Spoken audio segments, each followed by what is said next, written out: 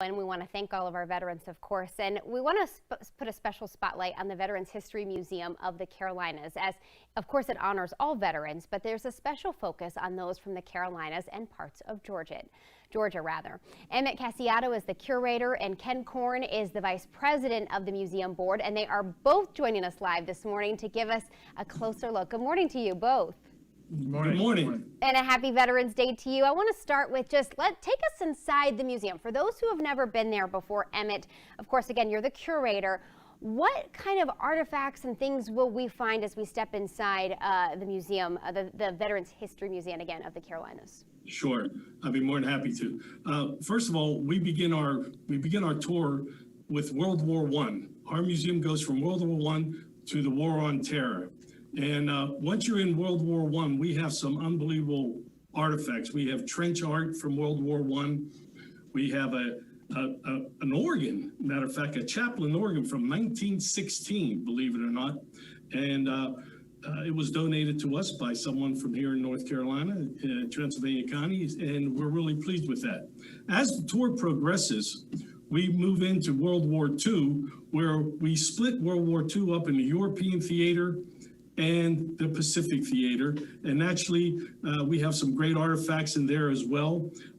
We have, once you go to the Pacific, which is mostly Marines in the Pacific, we have a lot of Marine exhibits in there, as well as weaponry, uniforms, medals, patches, and all sorts of different types of artifacts I think that you'll be very pleased with. All our newspapers, we have a slew of newspapers that are original throughout the museum, and some of them have unbelievable dates, such as our World War I room. We have a paper from the Pittsburgh Prez dated November 11th, 1918, Armistice Day. Oh, and wow. We're really proud of that. And we go in, we have one from D-Day, a paper from D-Day. We have one in the Pacific Room from the New York Times depicting the dropping of the bomb on Hiroshima.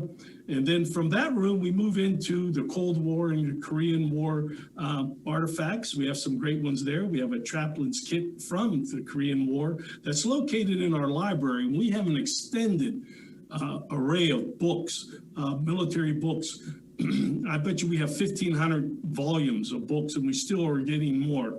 And then once you come up the hallway, we have the Vietnam room on the left, which is our largest room. And mostly that's our largest veterans group that comes through the museum, or our Vietnam vets. And then from there, we do our War on Terror, which we depict the Iraq and the Afghanistan war. And we also have a front room, which we just did a beautiful exhibit on the Merchant Marines from World War II. Wow. And we have a Merchant Marine that actually comes in the museum here. He's 96 years old. His name was Harold Wellington, and he's like a staple here at the museum. He comes in, we call him our living exhibit. So that's so awesome. He's really a sweet man, and we're really proud to have him come in the museum and talk to the kids and adults as well. It's all so wonderful, and obviously so much reason that the museum's in Brevard to get out and be able to see it for yourself. We've got about a minute and a half left, guys, so I don't want to run out of time, but Ken, I want to ask you, of course, the museum's goal is to honor, educate, and preserve. Why is that so important? Well, absolutely. So I have a personal experience with it. I used to be a embedded photojournalist. I worked for a TV station in Raleigh, North Carolina, who got me an embed with the 82nd Airborne as I went over in Iraq in 2003. So while I was over there, I saw the sacrifices that these guys make, not only just being over there and being in danger, but leaving behind their families, leaving things at home that undone. So families would call in the middle of the night, oh, something happened or whatever. I mean, it's just a tremendous sacrifice on not just the veteran, but the entire family. So that's why I dedicated my life when I got back from Iraq. I dedicated my life to being involved in all veterans causes, from honor flight to wounded warrior to doing this museum. And we thank you for your service, Ken. And before we run out of time, we've got about 30 seconds. We have to know how the museum is also helping veterans in addition to honoring and preserving and educating. Sure.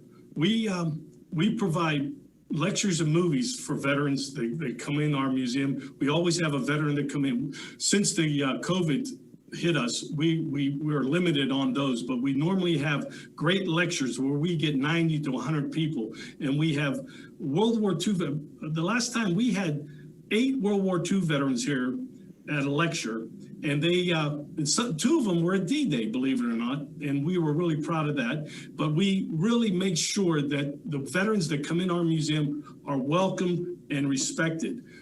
We have tomorrow at our museum, we're honoring veterans tomorrow with the Quilts of Valor. It's a national organization that women actually make quilts for a specific veteran, and they are honored here at our museum.